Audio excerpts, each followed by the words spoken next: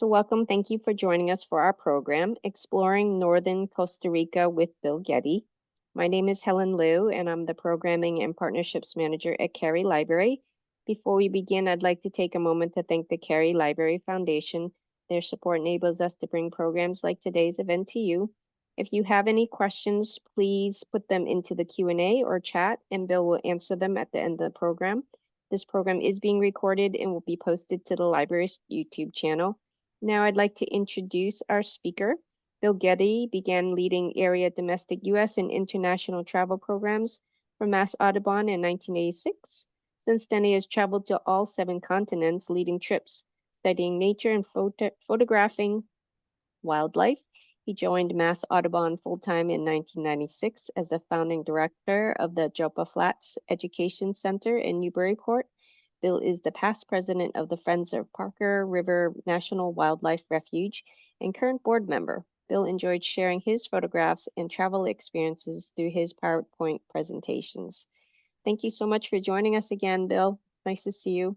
Well, thank you very much, Helen. It's always a pleasure to work with you, and I know how good the programs are at Cary Library. You provide so many of them, which is good. And to me, the libraries are one of our most important institutions. And if there's any way that you could support the library, either as supporting the friends of the library or as a volunteer, that would be a good thing. Okay, Northern Costa Rica. I have led 6 travel programs to Costa Rica over the years. Of late, I am not leading those trips anymore, but I wanted to go with an organization that really does excellent programs, and I did this program with Rhodes Scholars. And this was my 2nd trip with Rhodes Scholars, and it was everything about it was excellent. So if you're looking for a travel adventure, you want to think about maybe going to Costa Rica or some other place, and you're a little bit uncertain to do it on your own or with another, with another person or something, you might want to look into some of the programs that Rhodes Scholars do. Okay, so by the way, the opening slide here is one of those carts. This is one of those traditional carts that farmers used to take their produce to market in. Now, of course, they're highly decorated now, but that is a traditional item. Okay, so just some of the faces of northern Costa Rica. Just some of the extraordinary wildlife that we'll be seeing during this presentation and what you would expect when you get there. But in terms of the names, this is a chestnut-colored woodpecker on the upper left. So if you're familiar with a flicker, northern flicker, or about that size, the boat-billed heron is one of the most amazing. This is a heron that feeds at nighttime. Those have great big eyes. Just a really special bird. Toucan, keel-billed toucan in the upper right-hand corner. And some of these smaller birds, the bird, the euphonia, in the lower left-hand corner. Euphonia comes from the Greek, which means beautiful of voice. Okay, and this is a female that we see here, about the size of a tufted titmouse, if you're familiar with that. And a green iguana. They always have these green iguanas, and I've never seen one that's green, but okay, it's a green iguana. And then there's a motmot. This used to be called blue-crowned motmot, but the reason they found that some of the populations, whether it be in Costa Rica or say Nicaragua, are actually different species, although they look very, very similar. Okay, if you're not familiar with Costa Rica, it's one of those very, very special places in Middle America. And I'll just make a note. I live in Newburyport, and I'm giving this talk from Newburyport. And every once in a while, the internet becomes unstable. I pay my bills on time and everything else, but I don't know it until a few seconds after it becomes unstable. So if it does, Helen will be monitoring that, and I can back up a couple slides. But this is a country of Costa Rica, and here's a coastal map. The capital city is San Jose. It's sort of in the central highlands. It's not really high, but and this is our itinerary that we'll be going on this virtual tour. We're going to start at the Bougainvillea Hotel. And if you're going to Costa Rica, I'd really recommend that place. It's quite close to the airport, which is in Alajuela, and it's close. and the grounds, I'll show you the grounds are really beautiful, and you can see a lot of wildlife there.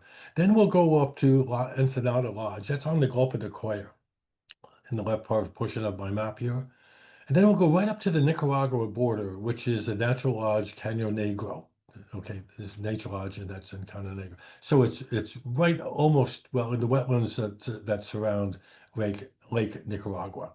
Then we'll go over to the Caribbean slope, the Caribbean side of the country, and that will be at Selva Verde Lodge, spectacular place, and we'll be visiting, among other things, La Selva Biological Station.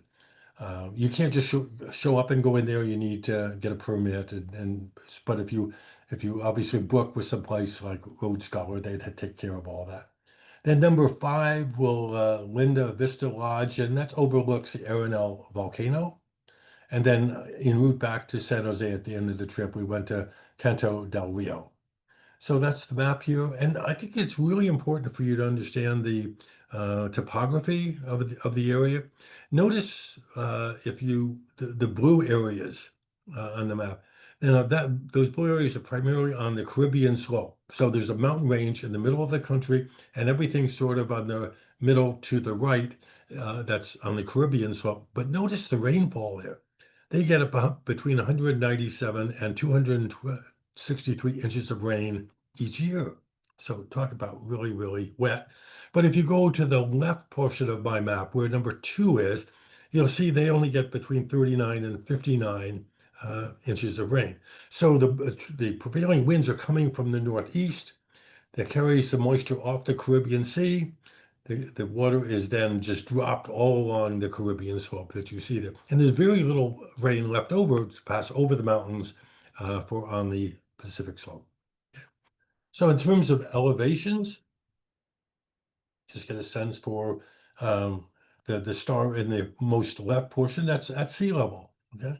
But then the star right sort of in the middle, that's where San Jose is in Central. And temperatures, so you can have temperatures where it's orange, it could be up 87 degrees. Those are the average temperatures. Or you get up into the mountains. One of the coldest I've ever been was in Costa Rica on top of one of those mountains, and the mist was coming off the Caribbean side, and strong wind, wet from the mist, high elevation, so you can be really, really cold, or as you can see, all the sort of orange area is really quite dark, quite hot. Okay, this is, if you want a sense for how big is Costa Rica, well, here's the map. Okay, so you can see it's really quite a small country, but small doesn't mean it misses things. It's incredibly diverse in terms of its wildlife. So just some comparisons here. I think this is sort of fun in terms of the number of bird species. So if you compare the land area of North America, now that's all of the United States and all of Canada, there's 7,649,186 square miles. If you look at the land of Costa Rica, it's less than 20,000 square miles. So the land area of North America is 388 times larger than is Costa Rica. It's just so a size compared. In terms of the coastline, and of course, coastal areas are really important for wildlife. Okay, coastline North America is 164,000 or 163,000 miles. Most of it's in Canada, by the way, and the coastline of Costa Rica is 763. So the coastline, which again, the area along the coast, so you can see ocean species, you can see species of the coastal wetlands and those type of, well, the coastline in North America is 214 times bigger.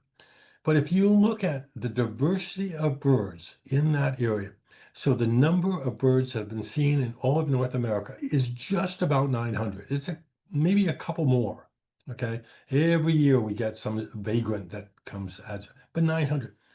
But look at Costa Rica, tiny little Costa Rica. They have had over 877 species of birds recorded in that tiny area. So you want to talk about biodiversity? If that's what you want to see, then you want to go to Costa Rica. Okay. Now the contributing factors, why do they have so many species? Well, first of all, it's located on the isthmus between North and South America. That's right in migration routes of so many birds. So many birds that breed in North America migrate into South America for our winter and then migrate back through Central America in the spring. So they get all these birds, not only the resident birds, but the migrants that are going both ways. There's a tremendous diversity in elevations from sea level to 12,500 feet. Big deal. Yeah. Such a diversity of climatic conditions, as I showed you before, from almost desert-like conditions to heavy, heavy rainfall. And then, of course, as I said, the permanent residents of migrants and the passage migrant. Now, the difference between a migrant and a passage migrant, a migrant is a bird that moves or an animal that moves into my area, then back out again. Next year, come back in my area. So a passage migrant is one that migrates through my area to a more northern breeding place, and I don't see them during the breeding time. And then I see them again in the fall as they're going south. Okay, it's just some common, if you're going to go to Costa Rica, some words. Tico or tica, that's just terms of an endearment that they refer to themselves. They call each other a tica, a tico, okay? And it comes from the fact that among Central American countries, the Costa Ricans will very often say a diminutive tico. They end a lot of words with tico, and that's how they got the name. Pura vida, that's the pure life. Okay, it's affectionate greeting. We'll be walking down the street, pura vida, okay, so forth. You greet people that way. They say goodbye to people like that. It means sort of like, oh, it's great to meet you. Everything's fantastic. Hello, you're welcome. Whatever. It's useful everywhere. Mucho gusto. Okay, that is something that's meet you. It's very.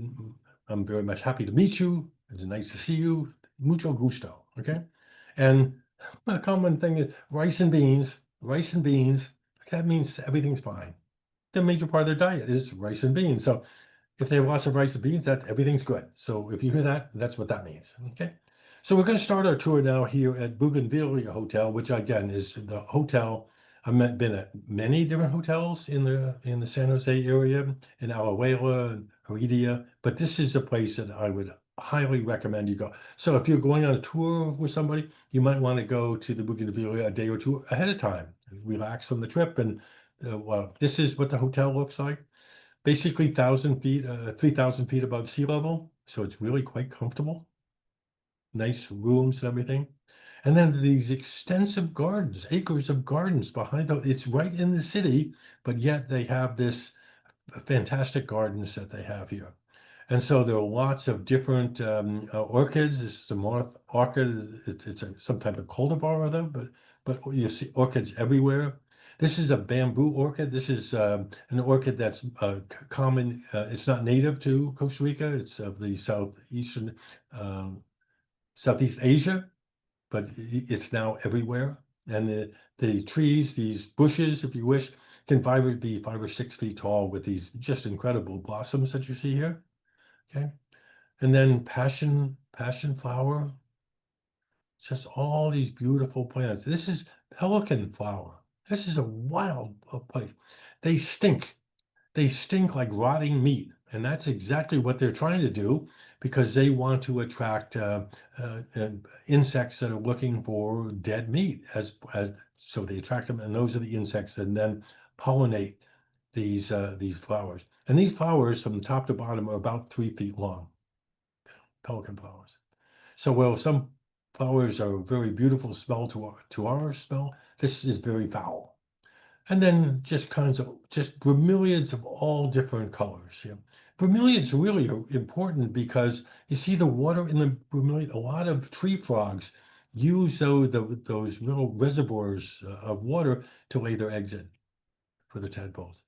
And then if you like chocolate cacao, you want this. This is the ripe ones on the right-hand side that you see here. So, yeah.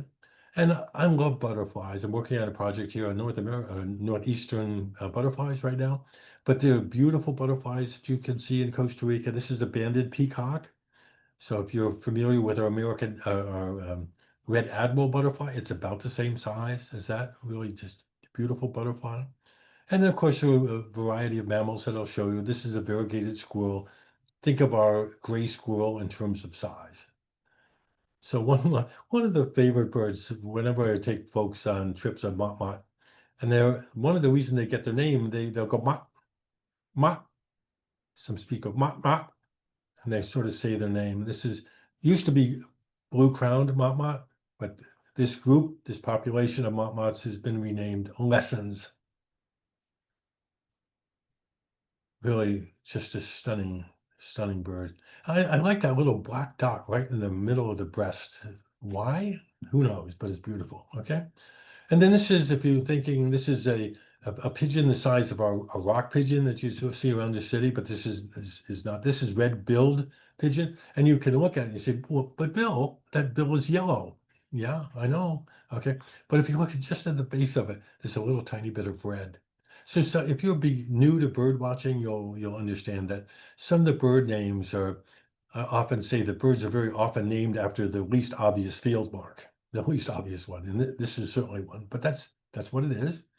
And then this is we don't have this family of birds in North America. This is a saltator, grayish saltator. So think if you're familiar with our cardinal, slightly bigger than our cardinal. This is what that is. So they eat insects, they eat the nectar out of flowers, they'll eat small lizards, things of that nature. And this, you may recognize this from your backyard. This is a rose-breasted grosbeak. This is one of the this is a female. So these are one of the birds that will come up to our area. We borrow them, okay? Very often we think of these grosbeaks as being our birds. Well, but they're not. These are birds of the New World tropics, but they come up to our area to breed. And so the hotel has this water feature that, of course, a lot of birds love to come and take a bath or drink water. So that's the female rose-breasted grosbeak. This is a tiny warbler, size of our chickadee. This is rufous-capped warbler. Again, coming in to take a bath. So you can just wander the ground. You could wander the grounds for a couple of days and just every day going out seeing something different. Okay. This is gray-tailed grackle. Now we could take gray-tailed grackles in this in say Arizona, New Mexico, Texas.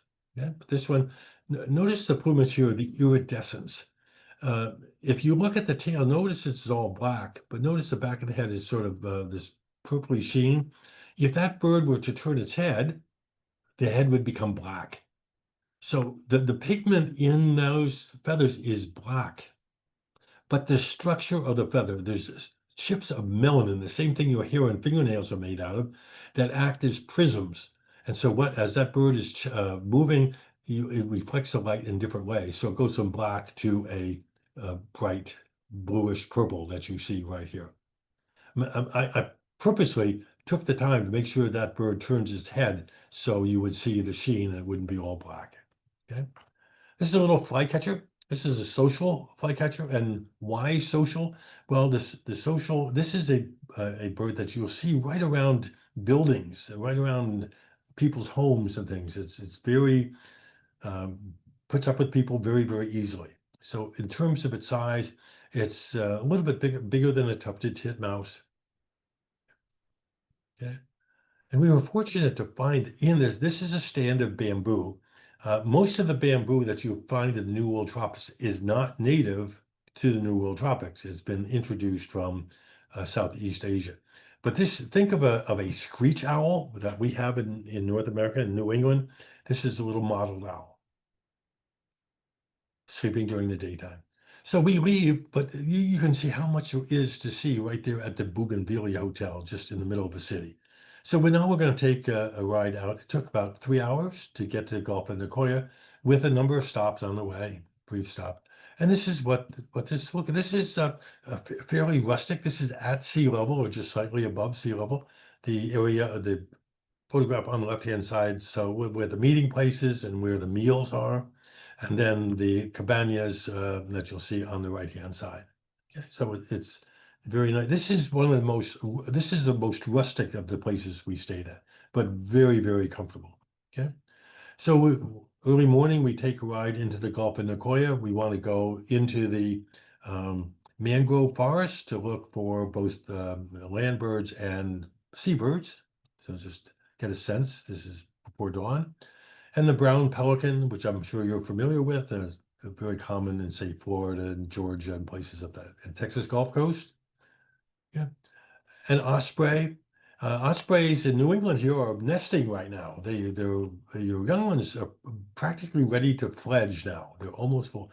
But during the wintertime, all these ospreys leave New England and they will go into Central and South America. So this is a bird that probably was somewhere from the northern United States. Now notice the talons. Those amazing, sharp, really curved talons for grabbing fish. Yeah. And going into the mangrove swamp, mangrove swamps are amazing, beautiful places. This is red mangrove. Notice the stilt legs. It puts out these roots and it sort of can move out in further and further out into the salt water. And of course, all that, the roots that you see at the bottom here is wonderful places for all kinds of wildlife to hide, sheltered area. Yeah. This is whimbrel. Now, whimbrels migrate through our area.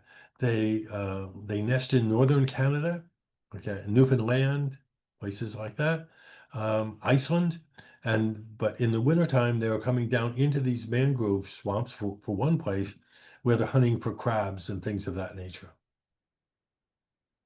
Yeah. And hinga, we get hingas in southeastern United States. This is the male. It has two other names. One is a darter. The other is water turkey. Yeah. And this is the female. And this is how they swim. And they have, birds of this type have air bladders in their body. And they can act as a submarine. Okay. If they inflate those air bladders, then the bird rises to the surface. If they expel the air out of those air bladders, then the bird sinks, just like a submarine does. So as you can see here, here is a bird that's cruising along this anhinga with only its neck out, showing. Okay. This is, I think, whenever I take people on trips, this is one of the birds that they most wanted to see. This is boat-billed heron. They are nocturnal feeders. They're resting right now. They feed at night with those great big eyes that they have. And then those bills the big bills that they have are very sensitive. So they walk along in the mud flats and things like this and among the mangroves, using their bill to go through the mud and the algae, looking for animals, crabs, and things of that nature. Now that is one handsome dude, that guy. Okay. Every once in a while, you're fortunate. Okay, this is a nocturnal, strictly nocturnal hunting bird. This is a lesser nighthawk. We have common nighthawks in North America, but this is lesser. It's related to the whippoorwill and chuckbill widow and things of that nature. But here is a bird, and we were within 6 or 8 feet of it. It was just it figured it was so well camouflaged, nobody could ever see it. But this is what they do during the daytime. They just sit there, sometimes on an exposed branch like that, where I was able to photograph it. So going on the back into the lodge around the area, this is a large cattle farm where the lodge is. So we're going through here. This is a lineated woodpecker. If you're familiar with our pileated or pileated woodpecker, this is the same size. This happens to be the male. His nest cavity, by the way, is in the left-hand part of my image. And a very common bird that we get in the southernmost part of the United States. This is a tropical kingbird, one of our flycatchers, and it has a habit of sitting up on a piece of wood like this or a fence post or something like that, flies out, catches the insect, and will come back to the same perch again. And the kiskadee, another flycatcher, gets its name because its call is dee kiskadee, kiskadee dee. That rufous color that you see in the wing is a really good field mark. Now, double-striped thick knee. Think of, in terms of, you might be familiar with killdeer or things like that. Well, this sort of fits the same niche in the environment, out in open fields and things of that, just like a killdeer. Okay. Now, there's a real problem with this name. A double-striped, well, it has 2 stripes on the head. That's good. But thick knee. What you're seeing there those knees, those are not knees. Those are its ankles. The knees are much, much higher up where you can't see them. So what happens is those are the ankles. And then the lower part below that are the fused parts of the foot, and then the toes of the toes. So this should really be called double striped thick ankle, but forget it. It's not going to happen. Okay. This is another bird that has, this is a lapwing, southern lapwing, out open the fields. Very, very noisy. Okay. And a squirrel cuckoo. Squirrel cuckoo, if you're familiar with our blue jay, has a skinnier profile, but about that size with that long tail. And they get their name because they can fly, and they do fly. But what you'll see them, they'll run up down branches in a tree like a squirrel does. And that's where the name comes, squirrel cuckoo, based on its behavior. So rather than flying from one branch to another branch, they will run through the tree like a squirrel does. This is Ferruginous Pygmy-owl. Okay, this is one of the smallest owls. No, we have northern pygmy owls here in New England area. This is an Ferruginous Pygmy-owls for iron color, for reddish color, for iron, ferrous. This is a bird that we get in the desert Southwest in this country. So this is a bird that feeds on other small birds and large insects and things of that nature. Is there any doubt in your mind that that bird is seeing me? Yeah.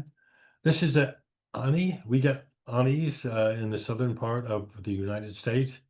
This bird is taking time to let the solar radiation kill the fungus and things like that that are in its plumage here. That they very often will do that. Yeah. This is a magpie jay, white-throated magpie jay. Fortunately, I didn't get its whole tail, but this is a bird that the body of this bird is bigger than a blue jay with a much longer tail. Yeah. And then orange-fronted parakeet. Lots of different parakeets are coming in to eating the bromeliads. That's what they were doing. And blackhawk, mangrove blackhawk. We get a bird similar to this, common blackhawk in say Arizona, southern New Mexico. But this is the one that is typical of the middle part of the middle America. And scissor-tailed flycatcher. This is a bird that breeds in places like Oklahoma, okay? But it's really quite common in the proper habitats in middle America. Scissor-tailed flycatcher. And a crested caracal. By the way, this is the national bird of Mexico. Okay? If you look on the coinage and things like that, you'll see a caracal like this with a snake in its talons. Yeah. And tiny little bird, this is a seed eater. This is a size, again, a little bit bigger than a chickadee. This is the male seed eater. And another caracal, this is the yellow-headed caracal. So this variety, and as we're leaving this area to go on to our next destination, we stop along the road and we saw this bird, this turquoise-browed motmot. Much smaller than the lesser motmot, Lesson's motmot that we saw before. Just extraordinary colors in these birds. Okay. And it's always fun to look underneath palm branches for tent-making bats. And this is one of them. And what they do is the bats will fly under a palm and they'll nibble on the central vein of the palm. So it's sort of, instead of holding up, it sort of folds like this, like making a tent, and then they hide underneath. Okay. And termite colonies, you see them throughout the New World tropics. So those little, you see covered walkways, if you wish, to protect the termites from predators. And then their nest is that big blob that you see. So we going with the folks at the ranch here and El Senada, and we go out to a place. Another way they make money, beside tourism and cattle, is salt. Okay? And so they have these salt evaporation pools that you see in front here, like this. So they fill it up with salt water. They let the sun evaporate the salt, and then they gather it up. But of course, these areas, these salty areas, are really good for a number of different birds, and these are black-necked stilts. Black-necked stilts they nest in North America, but this is just really beautiful birds that they have there. So this is a bird that can wade into really quite deep water and feed very successfully. Okay. Semi-palmated plover. This is a bird that nests up in central Canada and northern Canada and up in Alaska. And this is on its wintering grounds there in Costa Rica. Semi-palmated means that it has 3 forward-facing toes. There's a slight web between those. Most shorebirds do not have any web between those toes. So when they say semi-palmated, it's like it has a partial palm. That's where that name comes from. A little leaf sandpiper, our smallest sandpiper. The key field mark for these 2 of them, first of all, notice the legs are not black. They're greenish yellow. And the rufous, the reddish color in the back. So Caño Negro is our next stop. And this is a place, Natural Lodge. And this is part of my group that I was taking down with the Rhodes Scholar. And to our right-hand side here, what everybody's looking for is a bunch of feeders. So this amazing place where you could just sit underneath this canopy and watch all the birds coming to the feeder. And you see things like this, red-legged honeycreeper. This is the male. The tongue for the bill shaped so it can reach into flowers, getting nectar and insects and things that size of a chickadee. Okay. This is a female. So they put out fruit, so birds will come into it. This is one of the smallest birds. If you're familiar with a kinglet, this is about the same size. This is a little flycatcher, and this is common toady flycatcher. And it was just sitting on a barbed wire fence, as you can see here, flying out and catching insects and coming back. Beautiful eye. And a common hummingbird, down here, rufous-tailed hummingbird. This is look at this way, and there it is the other way, so you can get to see the rufous tail. Okay. And euphonias, lots of different euphonias. Down there, this happens to be a male. This is a yellow-throated euphonia coming into the feed at that feeding station. And that, I showed you briefly, this chestnut-headed, chestnut-collared woodpecker. So we have both the female on the left-hand side and the male with his red face on the right-hand side.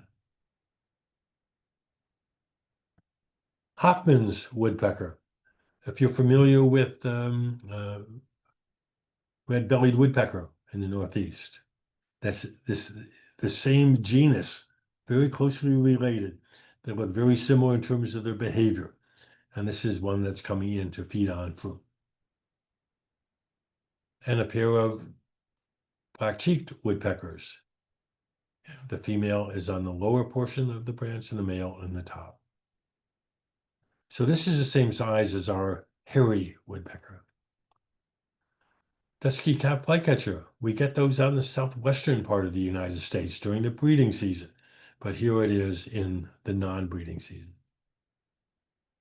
If you look at his eye, I think you can see my reflection in his eye. Yeah. And then here's another saltator. One place in one country, they call it saltator, which I think sounds really very pretty, but I think typically it's called a saltator. This is buff-throated. You look at its throat, it's sort of a sandy colored. Okay. Scarlet-rumped tanager. I think it's a beautiful thing. Notice that bill, that beautiful bluish silver bill. This is the male. And the female, she's beautiful in her own right. So this is obviously a very strong sexual dimorphism in terms of the plumage between the male and the female. Palm tanager. Now, this is not a particularly colorful tanager, but I think just think what you could do with just gray and black. Turns out really very nice, with a little bit of gold there on their forecrown and around the eye. So this is about the same, it's a little bit smaller than our scarlet tanager. And we always trogons are always a big hit. This is a slaty-tailed trogon. If you notice the tail is all dark colored, no white in it at all. This is the male. and black and white owl. Notice the eyes. The eyes are all black. Yeah. And then monkeys. This is Central American spider monkey. These can be very difficult to photograph because they don't like people very much, and they'll get behind the leaves. But there's no doubt we were making eye contact when I took this photograph. And this is Mantled Howler Monkey. If you go to places like Belize or Honduras, Panama, Costa Rica, you get some different varieties of howler monkeys, but they get their name because the males can make these very loud screaming noises, and they have a head structure that makes it reverberate. So so you'll be sleeping at night, and all of a sudden you hear these roars at the nighttime, and they will do it as a group. One male will scream, to say, "Hey, wait, this is the territory of my group. Your group, you stay over there." And so it's a wonderful sound at night once you know what it is. Okay.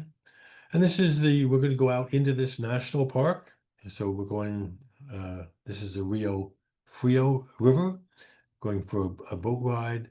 And this is the speckled caiman. Okay, so this was only about 10 feet long, a large caiman. Okay, and this is a common basilisk lizard. This is a male. The common name for this is Jesus Christ lizard. And the reason for that name is it can, if you're approaching it, let's say you're on the same side of a river as this animal, and it wants to get away from it, can actually run across the surface tension of the water, as if it's walking on water. Okay, this is the common basilisk, and we're very fortunate. I'd never seen one of these before. This is the green basilisk lizard. It's true. I mean, if you like lizard, this is a beauty. Okay. And so bare-throated tiger herons, yeah. If you're familiar with bitterns, with sort of like that, or night herons. But look at all the vermiculations, all the striping on the plumage here. And the bare-throated, it's not bare, it just has white feathers. That's where the bare-throated comes from. And I was able to get this on a boat with other people moving in the water. And here's a tropical screech owl that's hiding in among the vegetation. And actually, there are two of them. What you see the eyes of the one right in the middle. But if you look just to the left of that one, there's another one. Tropical screech owl.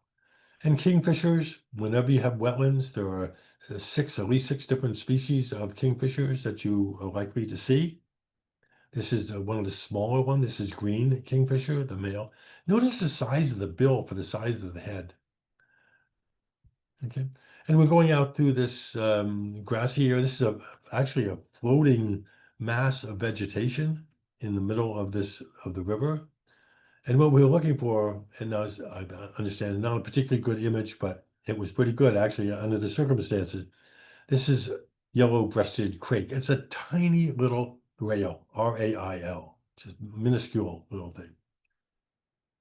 You very often hear them and almost impossible to see them. And the chachalaca, and they get their name because they go chachalak, chachalak, chachalak when they're calling to each other, coming down and feeding on fruit. And the bus driver, whenever you go on tours like these bus drivers that take the people around with the in-country guide, they really know practically everything. And this bus driver was just the nicest guy, and he said he has a secret. He wanted us to show us something. So we come up to this grocery store, really modern grocery store, and we walk into the grocery store, and you can see this woman, the cashier, she's sort of smiling like she knows what's going on. Well, you look up into the ceiling, and there's a barn owl. Okay, they had this barn owl. It's been there for several years inside this market. I guess they're happy. They just cover the registers of things at night, so so the bird doesn't defecate on the registers and things like that. But the owl is great to be in the store because it will eat any rodents that are in there. So this is barn owl. Okay. So sometimes you'll find wonderful things in the least expected places in a grocery store. So we've passed over the central chain of mountains, and now we're on the Caribbean slope of the country. This is Selva Verde Lodge and La Selva Biological Station. This is 2,600 feet, and this is the lodge with the various different rooms that are all connected by an above ground boardwalk. Really, really nice. The river that goes, the Serapikwe River, is the one that's passing through this area. And all kinds of these beautiful ground orchids and heliconias, just about everywhere. Okay. This is red Christmas heliconia. So you can just spend the time, just look at the wildflowers. And this is the feeding station where they put out fruit and things. And in come, this is yellow-throated toucan. So about the size of a crow, yeah, but very obviously a very different shape. This is aracari or aracari, depending on which country you're in. Well, some countries, they call it aracari, and others, they call it aracari. It's sort of like the bird that's on Fruit Loops and cereal and things like that. If you want to talk about a beautiful, incredible bird, this is crimson collar tanager, the male. I've actually seen one of these in southernmost Texas, but it's very rare in North America. Blue-gray tanager. If you look at the breast feathers, look how feathery and fine they are. Really nice. And this is a thrush. Our American robin is a thrush. And for all practical purposes, the size, the shape, and behavior, everything are the same as our robin, except this is white-throated thrush with that amazing yellow eye ring. Some more honey creeper. This is a female shining honey creeper. These are things that, what you have to, you can go down to the feeding stations with a nice cup of coffee and sit there with your binoculars or the camera, and birds just come to see you. It's amazing. This is the male. And then in the area, we went out to see scarlet macaws. They've been endangered for some time, but they're making a strong comeback because of very strict conservation measures. Yeah. There's a photograph taken at nighttime. Okay. This is red-eyed tree frog. So here I'm holding, with one hand, I'm holding a flashlight, and I'm holding my camera in the other hand, taking the amazing photographs of these. So, and we go to visit La Selva Biological Station, and what you're hoping for is to come across a swarm of army ants, because usually if there's a swarm of army ants, there are a lot of other birds around the swarm, because other insects, butterflies, moths, things like that, see the oncoming army ants are trying to escape, because these are highly predatory. And as the insects are escaping from the mass of army ants, they could be over 1 million army ants. The birds are picking off these things, lacewings and things of that nature, moths that are trying to escape from the ants. So here's one insect. I think it was a type of cricket that didn't make it very far. So it's overwhelmed by all of these army ants. And then they basically rip it apart and carry that food back to they call it a bivouac, where the main core of the army ants are. So these are something, and don't worry about it. If you see army ants, you can just step out of the way, no problem. Okay. So around the edge of these army ant swarms are these birds. These are the ant birds. Now they're ant thrushes and ant vireos and just all kinds of ant shrikes, birds that are named for the ants because they are typically around army ant swarms. This is bicolored ant bird. Now, these birds are usually very, very difficult to see, but we were in the middle of an army ant swarm, and these birds were picking off not the ants, but the insects that were trying to escape from the ants. This is ocellated ant bird. And then the same way that crested guan. So think of an American or wild turkey about that same size. And I think among the favorites, this is red-capped manakin. Maybe something you might want to look up. You might want to look up the dance of the red-capped manakin, the breeding display of the red-capped manakin. I think it's really worthwhile. So these are size of a chickadee, and they nest. They develop leks, L-E-K. A lek is a place where the males display for females. The males have no role in raising young ones other than fertilizing the female. Their work is done after that. So they make this place in the woods. It's always within the forest, where they take a place and they clear off all the leaves off the ground. So just bare ground, and then they will sit there and they will call. And I can't stop my fingers, but they have snap, snap, snap with their wings. And the female, when the female is time for have the eggs to be fertilized, they visit the lek, and that's the end. Okay, so now this is white-collared manakin. And so here's a chestnut-sided warbler. These are warblers that nest here in New England. And this is a immature bird. This is a bird, I took this photograph in January, and so it was hatched in the prior year. Yeah. And it's always nice to see snakes, especially if you have some warning about them. This is eyelash viper. Notice right over the eye has some scales, look like eyelashes. I mean, it's very, very poisonous. They're usually in bright colors, which basically say, stay away from me. But if you're walking along, you should have no problem. Just be aware. And this is an agouti. Notice it's really high in the rear end. Okay. And then we stopped at a garden. This is a private person's home that has developed a garden. This is orange-chinned parakeet. And hummingbirds, he had hummingbird stations there. This is white-necked Jacobin. If you're a beginning bird watcher, you're going to find out that there are some birds that are called hummingbirds, but hummingbirds are also called croquettes and Jacobins and emeralds and saber wings. So the names can be quite confusing. They're all hummingbirds. You can see the tongue that's sticking out beyond the bill there. Okay. This, by the way, is the female. And this is why it gets the name white-necked Jacobin for the male in its plumage, breeding plumage. And Oropendula. Yeah. And Montezuma Oropendula. They get their name Oropendula for a gold nest. They make these long hanging nests, if you're familiar with the nest of a Baltimore Oriole. But some of these nests, especially the Montezuma Oropendula, can be 5 feet long from where it attaches to the branch to the bottom. Black-headed trogon, another one of the trogons. And then it was really nice to see this gray-cowled wood rail. Okay, so it is a rail, R-A-I-L, that is on forest edges and comes out into wetland areas to feed on crabs, small insects. This is our smallest kingfisher, American pygmy kingfisher.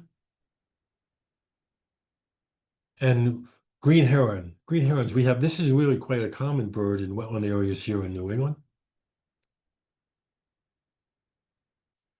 And we're going to Arenal. This is a hotel. No, this is I beg your pardon, Rhodes Scholar trip. This is the type of accommodations you'll stay. The mountain Arenal volcano is directly, well, just off to the right of center. Yeah. And so just some of the plants this is a type of ginger. And these looks like lobster claws, and that's why it's called hanging lobster claw heliconid. There's a whole bunch of butterflies called heliconid butterflies that use this as a host plant. This beetle, from the tip of the bill to its back, was 5 inches long. So a rhinoceros beetle. And this is leafcutter ants. This is a palm tree that the leaf-cutting ants, and what they're doing is they're climbing up there and cutting off pieces of the leaf and carrying them back to their place where they would then grow a fungus, and the ants would eat the the secretions that the fungus produced. So these ants are farmers. They're farming. Okay. Another motmot, this broad-billed motmot. These are really handsome animals. And this was a bird that I had never seen in Costa Rica or anywhere else. A fasciated tiger hare. They have a very, very narrow range along mountain streams. And so this is why there are not all that many places. Fasciated tiger heron. Now, this is a hummingbird. Okay, this is green-fronted lancebill. And how we saw this, we were standing on a bridge over a small creek, the same creek that this bird was at. And all of a sudden we saw this bird fly up. And what it was doing, this hummingbird was feeding on insects. It would sit on this rock, and when it would see an insect fly, a lot of flies that are emerging out of the stream would fly up and catch these insects with that long, amazing bill that it has. But notice the iridescence, the green, and then that beautiful, I guess it's emerald color, just gorgeous. Yeah. Coatamundi. Okay, now these can be a nuisance. Think of a raccoon. Think of a raccoon. But they are getting, unfortunately, poor people, tourists, I don't know, everybody feeds them, and which is not a good thing, because sometimes you'll pull into a parking place and all of a sudden you're surrounded by 15 or 20 of these things looking for handouts. So if you ever go to a place, please restrain yourself, don't feed them. Okay, then we're going to stop on our way back towards San Jose. We stopped at a little roadside stand, okay, and where they had feeders. This is common bush tanager. This for a lot of folks on the trip, this was really high. This is emerald tanager. So we have summer tanager in the east. We have scarlet tanager, and that's about it. But you go down to the tropics like that, you have like 25 different species of these incredibly colored tanagers. Okay, silver-throated tanager. Well, just look at the feathers on the back. They have green and black and yellow. It's just extraordinary. I'd never seen one of these things on all my other trips. A very, very small range, gold, blue and gold tanager, one of the bigger tanagers with a beautiful eye. And then this is tawny cap euphonia, the male on the right hand side. Notice with the iridescence he has, that blue, the silvery blue. It's just amazing. And then the female is on the left hand side. But I think she is just about as cute as it could possibly be. Notice the feathers on her throat and the upper part of her breast. Talk about feathery feathers. That's a good one. Okay. And on our way back, we stopped at Queto del Negro. This is what it looks like from the air. Okay, it looks like just a house, but this is an area that had been stripped as farmland, and some folks bought up this area and have reforesting the area. Okay, and so you could go see things like the black lawn. So it's size of a pheasant basically. And then just walking through the woodlands. Everything here is covered with mosses and things of that nature, all kinds of epiphytes, plants that make their living just from getting their nutrients from the rain that's coming down or any particular matter that might fall near them. So you'll find these tree limbs are just covered with bromeliads and ferns. And one of the birds I was really hoping to see, I was hoping to find it along this area, and this is it.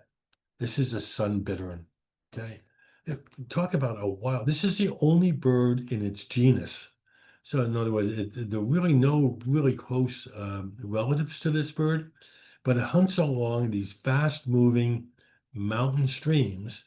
Well, when I say mountain streams, elevation say 3,000 feet or above, and this is the bird that I'd really been hoping for. Well, that's the end of the presentation for this afternoon. And if I can encourage anybody to go to that place, I'd like to try. It'd be really nice. If you have any questions, I'd try to answer those. So Helen, I think that's pretty much what I had to say for the moment. Hey, thank you, Bill. I love your photos. Those birds are just so beautiful. We do have some questions. Do you need to get special vaccinations to go to Costa Rica? I'm sorry, I missed that part. Do I need special what? Vaccinations. Well, I would always recommend that you go to a travel clinic and get some. Yeah, you really should have some. I mean, Costa Rica is practically as well as modern as we are, in terms of their health. They have one of the best healthcare systems in the world. But there are a thing you should definitely check with your travel clinic people um, to get. I mean, I think I have practically every inoculation known to humans because I traveled to Africa and places like that. But I would definitely, yes, the answer is yes. Typically, malaria is not an issue in places like Costa Rica or Panama, but you really do typhoid and things of that nature. While not a problem, it's always better to have those inoculations than not. So I would not recommend you go to a place in Middle America without having checked with the travel clinic. We've heard there are many quetzals there. Did you photograph any? Okay, resplendent quetzal. It's a member of the trogon family. So I showed you about 3 or 4 species of trogon. They're not, well, they are there, but they're really quite inaccessible. If you wanted to see quetzals, then the place to go would be in the Talamanca Mountains. Okay, I'm going to be giving a lecture a month from today, or very soon to that, on a trip to southern Costa Rica, and I think I could really help you with a lot of information there. One of the best places to go is Sabagre Mountain Lodge. And in the lecture that is coming up in August August 29th. on the 29th, I'll make a big point of talking all about that. Great. We have a question about the variety of different species of birds that you showed. Do you know if that number has decreased in recent years along with the decline of the number of birds as a whole? No, I think it's been pretty steady in terms of I'm trying to think of any birds that were in significant decline, and I'm not aware of any. Of course, the whole number of birds everywhere is declining. So I guess the answer would have to be yes, it's declining, although in all my trips there, I've never noticed it. Does anyone else have any last minute burning questions? If not, I'd like to thank you, Bill, for a most enjoyable presentation. And thank you all for joining us. And we look forward to seeing you on August 29th for exploring southern Costa Rica with Bill. Helen, it's always a pleasure to be with you, and good afternoon, folks. Thank you, everyone. Have a good day.